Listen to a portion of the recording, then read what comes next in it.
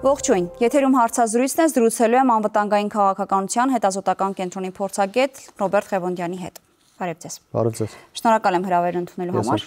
Պարոն Ղևոնդյան, բնականաբար հետևել եք Հանրապետության երկրորդ եւ երրորդ նախագահների հայտնի հայտարարություններին ուսանողների հետ։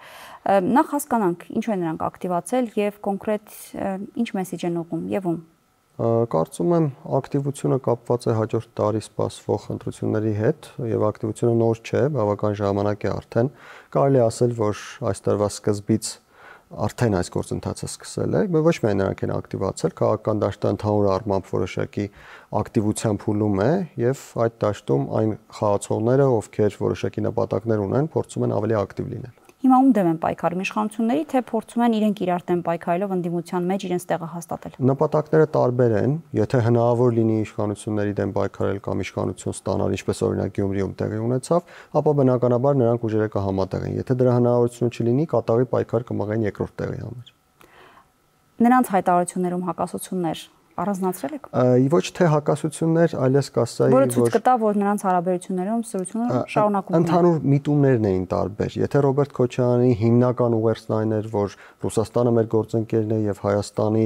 գլխավոր քաղաքական միտքը պետք է ձևավորվի եւ գործի դրվի Մոսկվայում, ապա Սերժ Սարգսյանի մոտ մի փոքր այլ էր մոտեցումը։ Սերժ Սարգսյանը ավելի շատ փորձում էր ինքն իրեն արդարացնել, փորձում էր ցույց տալ, որ ինքը ճիշտ քաղաքականություն է վարել եւ այլն։ Իհարկե երկուսն էլ երկու բանի մասին էլ խոսում էին, բայց Քոչարյանը ավելի շատ էր խոսում Ռուսաստանից, Ռուսաստանի շահերից եւ նրանից, թե Հայաստանը ինչքան վատ գործընկեր է, իսկ Սերժ Սարգսյանը ավելի շատ էր խոսում իր ժամանակվա քաղաքական հաջողություններից։ Բայց երկու դեպքում էլ տպավորություն էր, որ երկուսն էլ փորձում են իրենց կառավարման ժամանակահատվածն արդարացնել, սրբագրել այն բոլոր հնարավոր մեղքերը, որոնք իրենք ունեցել են, որ հետագա ընտրություններին մասնակցեն արդեն ճակերտներում սրբագրված տարբերակով։ Արդյոք հայ հասարակությունը կգնա իրենց այդ հայտարարությունների հետևից։ Ես համաձայն եմ, որ երկուսն էլ այդ մոտեցումը ունեին, նկատի ունեմ, որ ավելի շատ ինչն էր նկատվում ու մոտ, իմ նշածներն էին ավելի շատ նկատվում, ինչ վերաբերվում է նրան, թե հայ հասարակությունը ինչպես կմոտենա, այս մարդիկ ունեն որոշակի էլեկտորատ ընտրազանգված, որը պատրաստ է իր ձայնը տալ նրանց, խնդիրը այն է, թե նրանցից որ մեկին իր ձայնը պետք է տա, ինչպես ասացի, եթե իշխանություններին հաղթելու հնարավորություն չկա, իսկ այդ հնարավորությունները շատ քիչ են այս պահին, ապա նրանք կատարի պայքար են մղելու երկրորդ տեղի համար եւ ակնհայտ է, որ միմյանց դեմ պայքարելու են, որպեսզի այդ մարդիկ, ովքեր իրենց ընտրազանգվածն են, ձայնը տան այս ուժին եւ ոչ թե այն ուժին։ Ընդ որում նրանք միայնակ չեն, այսինքն միայն այս երկու ուժը չեն, ովքեր կոնկրետ այդ հատվածի համար պայքարում են, այստեղ կարող են լինել նաեւ այլ քաղաքական դերակատարներ։ Մենք գիտենք, որ Բագրատ Գալստանյանը գուցե առանձին քաղաքական ուժ ձևավորի կամ ինքը կամ իր կողքի մարդիկ, մենք գիտենք, որ հնարավոր է Հայաստան վերադառնա Ռուբեն Վարդանյանը եւ առանձին քաղաքական ուժ ձևավորի, այսինքն կոնկրետ մեկ հատվածի նկատմամբ կան բավական շատ հավակնություններ, բայց ակնհայտ է, որ այս պահին հիմնական պայքարը ընդդիմադիր դաշտում որևէ տեղ զբաղեցնելն է լինել 26-ի ընտրություններին։ Այստեղ նպատակը դեռևս բյուրեղացված չէ, դեռևս հստակ չէ, որովհետեւ այդպես 100%-անոց երաշխիք չկա, որ Հայաստանի իշխանությունները 51% հավաքելու են։ Եթե նույնիսկ Հայաստանի իշխանությունները հավաքեն 49%, ապա 51% մնում է եւ գուցե այս բոլոր մեր նշած քաղաքական դերակատարները միավորվեն եւ փորձեն, ինչպես արեցին Գյումրիում, փորձեն 51%-ը իրենք տանել։ Եթե դա հնարավոր չլինի, ապա իրար մեջ են արդեն պայքարելու, թե ով պետք է այդ երկրորդ տեղը զբաղեցնի, ընդ որում ես նշեմ, որ նույնիսկ իշխանության դեմ պայքարելիս էլ իրար մեջ պայքարի որոշակի էլեմենտներ կան, իհարկե ամեն դեպքում համախմբումը կլինի, բայց իրար մեջ պայքարել կլինի, որովհետև ի վերջո մեկ ուժ պետք է լինի գլխավորը, մեկի շուրջ պետք է հավաքվեն, ինչպես տեղի ունեցավ Գյումրիում, այստեղ նմանությունը շատ ակնհայտ է եւ դրա համար էլ նրանք պայքարելու են, թե ուժերից որ մեկն է լինելու առաջին ընդդիմադիրը, ուժերից որ մյուսն է լինելու երկրորդ ընդդիմադիրը եւ որ մեկն է մյուսին միանալու իշխանություններին հաղթելու հնարավորություն ունենալու դեպքում։ Պարոն Ղևոնդյան, դեռ իհարկե շատ վաղ է խոսել ընտրությունների մասին, բայց այնուամենայնիվ եթե ընդունում ենք, որ քաղաքական դաշտում արդեն իսկ կա այդ ակտիվությունը, հարց է ծագում։ Իսկ ինչ օրակարգերով են ներկայանալու քաղաքական ուժերը։ Նախկինում, երբ մենք ունեինք Լեռնային Ղարաբաղի խնդիր, սա գրեթե բոլոր քաղաքական ուժերի համար կամ հաղթանակի կամ պարտության սիմվոլ էր դառնում։ Եթե այս խնդիրը ինչ որ չափով իրավիճակը փոխելու հետևանքով այլ կերպ է է հիմա ձևակերպված, ապա ինչ օրակարգով պետք է ներկայանան այս քաղաքական ուժերը։ Գուցե իշխանությունների պարագայում հասկանալի է իրենք խաղաղության օրակարգը կբերեն, բայց մյուսների պարագայում խնդիրը հետևյալն է, Հայաստանում վերջին շրջանում ընտրությունները անցկացվում են ոչ թե հանուն, այլ ընդդեմ, եւ գաղափարական դաշտը այս առումով ձևախեղված է։ Շատ բարդ է լինելու ընտրողներին հավաքագրել սեփական մոտեցումների շուրջ։ Շատ ավելի հեշտ է եւ Հայաստանի քաղաքական դաշտում թե իշխանությունները, թե նշված քաղաքական ուժերը սա անում են, որովհետեւ դա ավելի հեշտ է, շատ ավելի հեշտ է ընտրողներին հավաքագրել ընդդեմ ինչ-որ մեկի։ Այս քաղաքական ուժերը Բայց դա օրակարգ կլինի որպես այդպեսին ձևավորել ընդդեմ իշխանությունների օրակարգ եւ գնալ բոլորը նույն օրակարգով կգնան։ Մենք տեսել ենք դա տեղի ունեցել եւ 2021 թվականին, դա տեղի ունեցավ Գյումրիում ամիսներ առաջ եւ շատ հավանական է եւ նրանց խոսույթն էլ դրա մասին է, որ տեսեք Սերժ Սարգսյանը ասում է, որ ես ցանկանում եմ հասնել իշխանափոխության, ես չեմ պայքարում ուրիշ ոչ մի բանի համար, միայն իշխանափոխության։ Իսկ ինչ է իշխանափոխությունը։ Ընդդեմ իշխանությունների գնալ որոշակի գործողությունների, այդ թվում ընտրությունների։ Տրամաբանությունը այսպեսին է, ընդ որում իշխանություններն էլ այնպես չէ, որ զերծ են սրանից։ Նույն կերպ իշխանությունները շատ դեպքերում ցույց են տալիս, որ եկեք ընտրեք մեզ, որովհետև այլ ընտրանքը սա է։ Հիշատակեցիք Սերժ Սարգսյանի հայտարարությունը, ինքը ոչ մի այլ հավակնություն, քան իշխանափոխությունը չունի, ոչ հեղինակության, ոչ էլ որևէ փոփոխված կառավարչի ներքո ընդդիմություն աշխատելու։ Այս հայտարարության տակ որևէ ակնարկ կար մեկ այլ քաղաքական, ընդդիմադիր քաղաքական ուժի։ Ձևակերպեմ Քոչարյանին։ Ես կարծում եմ այո, ինչպես նշեցի, այստեղ խաղը բազմակողմանի է եւ տարբեր դեպքերում, տարբեր զարգացումների դեպքերում տարբեր կերպ են այս քաղաքական ուժերը դիրքավորվելու, ընդ որում նաև իրար նկատմամբ են տարբեր կերպ դիրքավորվելու։ Տեսեք, եթե իշխանություններին հաղթելու հնարավորություն չլինի, պարզ լինի, որ արդեն երկրորդ տեղի համար է խաղաղանում, շատ ավելի կոշտ են լինելու մեկը մյուսի նկատմամբ այս քաղաքական ուժերը։ Գուցե անձամբ Սերժ Սարգսյանը եւ Ռոբերտ Քոչարյանը իրար նկատմամբ կոշտ չլինեն, բայց այն, որ իրենց հետևորդները իրանց նկատմամբ կոշտ են լինելու, արդեն այսօր է նկատվում։ Կան մարդիկ, ովքեր այս երկու ճամբարներից են եւ մեկը մյուսին աշխարհի ամենամեծ մեղքերի մեջ մեղադրում է։ Այսինքն քաղաքական գործընթացները կապված կլինեն իրավիճակի հետ։ Եթե իրավիճակը ցույց տա, որ այնուամենայնիվ իշխանություններին հաղթելու հնարավորությունները չնչին են, հնարավոր չէ հաղթել, ապա այս քաղաքական ուժերը, ինչպես դուք ասացիք, Սերժ Սարգսյանի ակնարկը Քոչարյանի նկատմամբ կստանա արդեն որոշակի գործնական նշանակություն, նույն կերպ Քոչարյանի որոշակի մտքերը, որոշակի մոտեցումները Սերժ Սարգսյանի նկատմամբ էլի կստանա գործնական նշանակություն։ Բայց Քոչարյանի թիմը իշխանափոխություն է ուզում, թե կառավարչի փոփոխություն։ Ես կարծում եմ իշխանափոխություն են ուզում եւ Սարգսյանը եւ Քոչարյանը։ Այսինքն այստեղ երկուսի ջրերն էլ նույն առվով են հոսում։ Այո, տեսեք, ընդհանուր ճշնամու երկուսն էլ դա է ուզում։ Այդ դեպքում Սերժ Սարգսյանը ինչու է ակնարկում, որ կան քաղաքական դաշտի խնդիրներից մեկն էլ այն է, որ ամենից շատ իրենք ուզում են նախ իրենց տեղը տեսնել իշխանության մեջ, նոր իրականացնել իշխանափոխություն։ Սա ինչի համար է ասվում։ Որովհետեւ ես նշեցի, որովհետև հստակ չէ, որ իշխանափոխության հնարավորություն կա։ Եթե իշխանափոխության հնարավորություն չկա, ապա պայքարը գնում է երկրորդ տեղի համար։ Եվ երկրորդ տեղի համար պայքարը չի գնում միայն ընդդիմադիր դաշտի այս հատվածի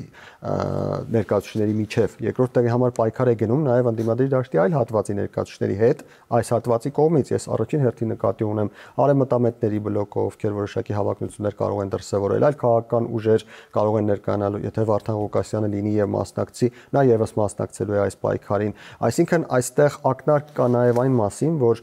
գուցե մենք իրար հետ ունենք կիսելու բան, այսինքն մենք իրար հետ ունենք խնդիր երկրորդ տեղը գրավելու, բայց եթե մենք իրար դեմ պայքարենք չափից ավելի, այսինքն այնքանից ավելի, որ հնարավորություն տանք մյուսներին, գուցե երկուսս էլ կորցնենք այդ երկրորդ տեղը։ Գործընթացը, որը մեկնարկել է կամ ուզում են, որպեսզի մեկնարկը տրվի, վարչապետին անվստահություն հայտնելու, երկու կողմից հավանության է արժանացել։ Եվ Հայաստան Դաշինքի падգամավորներն են իրենց ստորագրությունը տալու, որպեսզի մեկնարկը տրվի, եւ արդեն այսօր պատիվ ունեմ խմբակցության падգամավորներն են ստորագրել եւ կարծում եմ, որ սա վստահելի ճանապարհներից մեկն է։ Բայց օրինակ Հայաստան Դաշինքի պարագայում նաեւ անվստահություն կա, որ գործընթացի բուն նպատակը հենց իշխանափոխության իրականացումն է, նախ ոչ թե իշխանափոխության իրականացում, այլ վարչապետի անվստահության հայտնելու հարցն է, այլ հենց իրենց թիրախավորելը։ Ինչը պիտի պատճառ հանդիսանա, որպեսզի այս խմբակցությունը մտածի իրական նպատակի, այսպես ասած, կեղծ լինելու մեջ։ Ես կարծում եմ ակնհայտ է ինչը։ Էլի սլակներն ուղղվում են Սերժ Սարգսյանի կողմ։ Այն, որ հաջողության հասնելու հնարավորություն այս նախաձեռնությունը չունի։ Դա շատ խելք պետք չի ունենալ դրա Սա հերթական հայակվեն է, համար։ ակնհայտ էր, որ հայակվեն նախաձեռնությունը հաջողության չի հասնելու, բայց իրենք անցկացրեցին եւ հիմա փորձում են դա կապիտալացնել քաղաքական դաշտում։ Մոտավորապես նման մի բան էլ այս դեպքում է տեղի ունենում եւ քանի որ հաջողության հասնելու հնարավորություն չկա եւ իրենք էլ են հասկանում, որ չկա,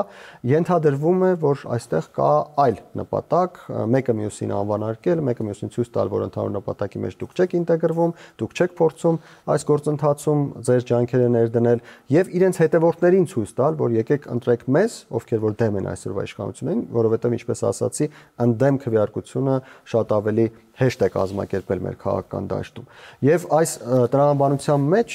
հավաքագրել այդ ընդդեմ քվեարկության գնացողների ձայները, խլելով դրանք հենց իրենց դաշտում գտնվող մյուս քաղաքական ուժերից, սա քաղաքական տեխնոլոգիաներից մեկն է, որը փորձում են իրականացնել եւ Սերժ Սարգսյանի եւ Ռոբերտ Քոչարյանի թիմերը։ Բայց գիրաշխավորված տապալված գործընթացի մեջ մտնելու հիմնական մոտիվացիան այս քաղաքական ուժերի համար ո՞րն է, որպեսզի հիասթափություն չունենան իրենց էլեկտորատի մոտ։ Այո, իրենց ընտրազանգվածին, ես ամբողջապես համաձայն եմ ձեզ հետ, իրենց ընտրազանգվածին ցույց տան, որ նրանք ամեն ինչ անում են, որպեսզի կարողանան փոխել այս իշխանություններին, որովհետև իրենց ընտրազանգվածի գլխավոր պահանջը իրենցից դա է։ Փոխել այս իշխանություններին, նույնիսկ այն դեպքում, որ իրենք չգան իշխանության, միևնույն է, նրանք ցանկանում են, որպեսզի այս իշխանությունները հեռանան։ Նրանց ընտրազանգվածը ցանկանում է, որպեսզի այս իշխանությունները հեռանան։ Եվ նրանք ցույց են տալիս, որ մենք մեր ուժերի սահմաններում ամեն ինչ անում ենք, հաջորդ անգամ էլ եկեք մեզ ընտրեք, մենք ելի ամեն ինչ կանենք դրա համար։ Բայց սա նաև նշանակում է, որ եթե գործընթացը տապալվի 6 ամիս, իրենք էլ հնարավորություն չեն ունենալու նույն գործընթացը մեկնարկելու։ Հետևաբար պիտի գնան ընտրությունների։ Այսպես թե այնպես պետք է գնան ընտրությունների, այլ տարբերակ ես ուղղակի չեմ տեսնում, 0-ին մոտ եմ համարում հավանականությունը, որ մինչև 2026 թվականի խորհրդարանական ընտրությունները Հայաստանում կարող է քաղաքական փոփոխություններ լինեն, նույնիսկ արտահերթ գործընթացների Դե իրենք էին ասում պարբերաբար, որ գուցե ստացվի, որ իշխանությունը որոշի գնալ արտահերթ ընտրությունների։ 2023 թվականից, այդ թվում ձեր տաղավարում բազմաթիվ անգամներ ես նշել եմ, որ չեն սպասվում նոր արտահերթ ընտրություններ, թեև շատ-շատերը ինձ հետ համաձայն չեն եւ նույնիսկ ձեր տաղավարում վիճում էին ինձ հետ, բայց գործընթացները ցույց էին տալիս, որ արտահերթ ընտրություններ չեն սպասվում եւ հաջորդ ընտրությունները լինելու են 2026 թվականին։ Վերջապես հիմա նրանք եւս հասկացել են, որ հաջորդ ընտրությունները լինելու են 2026 թվականին եւ այս տրամաբանության մեջ արդեն անիմաստ է վախենալ այդ 6 ամսում իրենց արգելակող օրենսդրական կարգավորումներից։ Իսկ այս process-ը որևէ կերպ կարող է վնասել կամ դրանից շահել իշխանությունը։ Չեմ կարծում, սա ավելի շատ ընդդիմադիր դաշտում տեղի ունեցող գործընթաց է։ Ես պետք է նշեմ, որ ամեն դեպքում Ռոբերտ Քոչարյանի եւ Սերժ Սարգսյանի դերակատարումները պետք չէ գերագնահատել։ Տեսեք, եթե Ռոբերտ Քոչարյանի դեպքում նա հստակ քաղաքականություն է ցույց տալիս եւ այն, որ Հայաստանի ազգային ժողովի նախագահը նշում է, թե Ռոբերտ Քոչարյանը աշխատում է Ռուսաստանի շահերի համար, ես կարծում եմ այս իր ցույց տված քաղաքական կողմնորոշման դրսևորումն է։ Իսկապես այն մարդկանց մոտ, ովքեր չունեն որոշակի կանխակալ կարծիք, այդպիսի տպավորություն է ստեղծում, որ այդ մարդը Ռուսաստանի համար հակառակն է բերում որպես մեղադրանք, իրենք էլ ասում են դուք էլ թուրք-ադրբեջանական իրենց բառով շտոնեք։ Իրենք շատ բան կարող են ասել, իրենց ասածը որևէ հիմք չունի։ Փոխադարձ մեղադրանքներ որևէ մեկը, տեսեք, Հայաստանի իշխանությունից որևէ մեկը, այդ թվում Փաշինյանը, որևէ դեպքում չեն նստել եւ հանրությանը բացատրել, որ Թուրքիան շատ լավն է, մեզ շատ սխալ ենք ողել, դրա համար Թուրքիան մեր նկատմամբ վատ է տրամադրված։ Իսկ Ռոբերտ Քոչարյանը նստել եւ դա բացատրում էր, նա խոսում էր այն մասին, որ քանի որ հայերը, նա նշում էր հայերը երրորդ դեմքով, քանի որ հայերը իրենց լավ չպահեցին, Ռուսաստանին էլ ինչ էր մնում անել, խեղճ Ռուսաստանը ստիպված եղավ մեզ դավաճանել։ Տեսեք, սա ակնհայտ է, որ ռուսական խոսույթ է, ես չեմ տեսել, որ Փաշինյանը նման կերպ արտահայտվի Թուրքիայի մասին, այնպես որ այստեղ համեմատելու եզրեր չկա։ Դե այդ ճանապարհին, Ռուսաստանին պաշտպանելու ճանապարհին Քոչարյանի հայտարարություններից ուղիղ հասկացվում է, որ իրենք, երբ հայտարարում են իրենց ձևակերպմամբ մենք հայերս կամ հայկական իշխանություններն են հրահրել այդ պատերազմը, արդարացվում է Ադրբեջանի քայլերը։ Հասկանալի է։ Ռուսաստանի արդարացման ճանապարհով նաև արդարացվում է Ադրբեջանի քայլը։ Ես ընդհանուր կապվածության հետ համաձայն եմ, բայց այլ բան եմ ցանկանում ասել։ Տեսեք, եթե Ռոբերտ Քոչարյանը ունի հստակ ուղեգիծ, հստակ որոշակի պատկերացումներ, նա ցանկանում է, որպեսզի Հայաստանը ապրի, զարգանա եւ առաջ գնա Ռուսաստանի շահերի տիրույթում, բացարձակապես կարևոր չէ Հայաստանը կլինի, չի լինի, անկախ կլինի, պետականություն կունենա, չի ունենա, կարևորն այն է այդ մարդու համար, որպեսզի այս հատվածում, այս 29743 քառակուսի կիլոմետր հատվածում գոյություն ունեցող հանրույթը աշխատի, ապրի եւ զարգանա Ռուսաստանի շահերի տիրույթում։ Սերժ Սարգսյանի դեպքում մենք չենք տեսնում այսպիսի հստակ մոտեցում, սա ես կարծում եմ կապված է որոշակիորեն նաեւ այն բանի հետ, որ Սերժ Սարգսյանը որպես անձ միջակ հնարավորությունների տեր մարդ է, նույնիսկ ես մի որոշակիորեն զավեշտալի մեջբերում անեմ, նրան հարցնում են, թե ինչու դուք չձերբակալեցիք 2018 թվականին Նիկոլ Փաշինյանին, նա հայտարարում չենք մտածում այդ փոխանակ հղումանի օրենքներին եւ ասի, որ այս օրենքով կարող ենք ձերբակալել, այս օրենքով չէինք կարող կամ որոշեցինք, որ պետք չէ սա օգտագործենք եւ այլն, նա ընդհանրապես դա կապում է իշխանափոխության հնարավորության հետ։ Փաստորեն փաստացի այս մարդը ցուցմունք է տալիս, որ նա ներքաղաքական դաշտում իր գործողություններում առաջնորդվել է իշխանափոխություն լինելու կամ չլինելու կանխավարկածով եւ ոչ թե օրենքներով, կարգով, որով պետք է նա ըստ Հայաստանի Հանրապետության Սահմանադրության օրենքների առաջնորդվեր։